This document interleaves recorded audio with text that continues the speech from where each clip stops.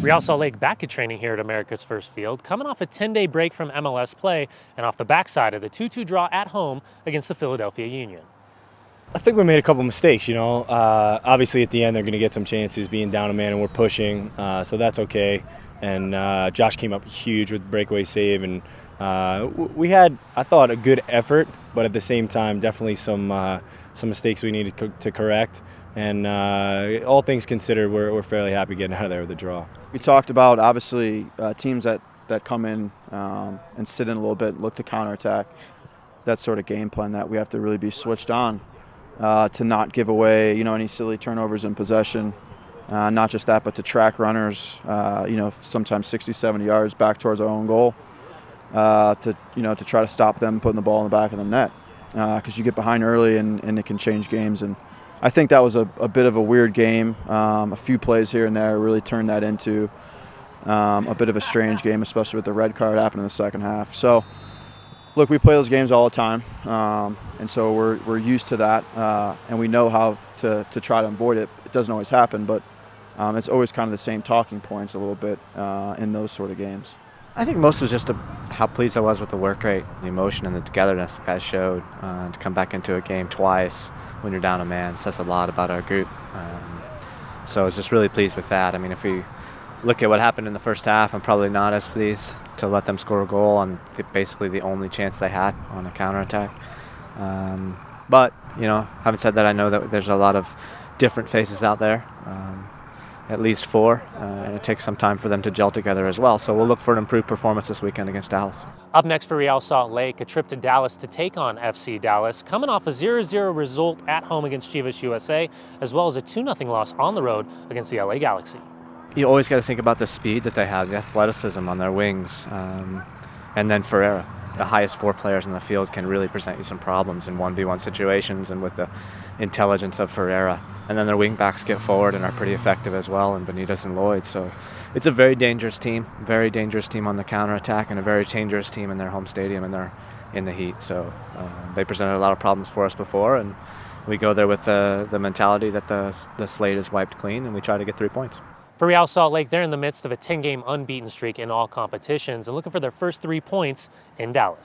I think a lot of it is a belief. I was just talking to a couple of the guys. My rookie year, we had a nice unbeaten streak in Columbus, and I think the difference is that you go into every match, whether it's home or away, kind of believing that you're probably gonna win, and if not, at least you're gonna get a result. Even if you're down late in the game, that you're gonna sneak one out, and that's kind of what happened the other day.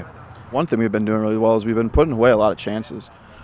We've created a ton of chances, clear chances on goal, but we've put a lot of those chances away, and I think we've made some games easier on ourselves, even some games on the road to score some goals, to get ahead of the other team a little bit. That opens up the game and makes the other team come at us, and I think that sometimes helps the style that we want to play.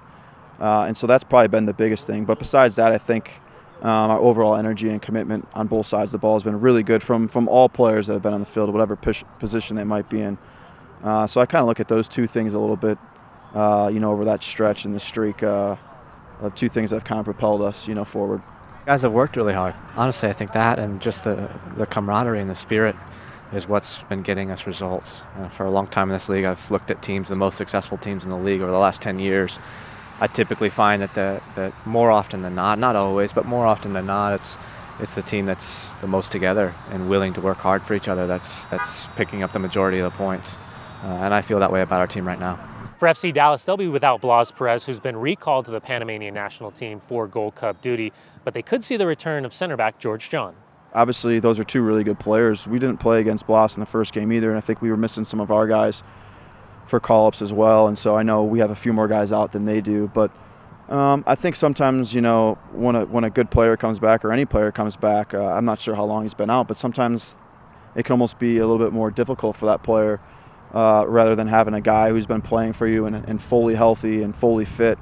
And so we'll just have to see, but he's a really good player. He's obviously a great presence in the air, and so, they have two real big guys back there.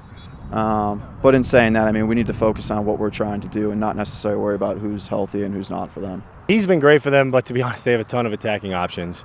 A lot of speed up top. They're playing similar to the way they've played over the past handful of years, where they just have a ton of quickness and speed up top with their 3 guys that they play kind of with wingers. And they're big. They're big in the back, so they're dangerous on set pieces.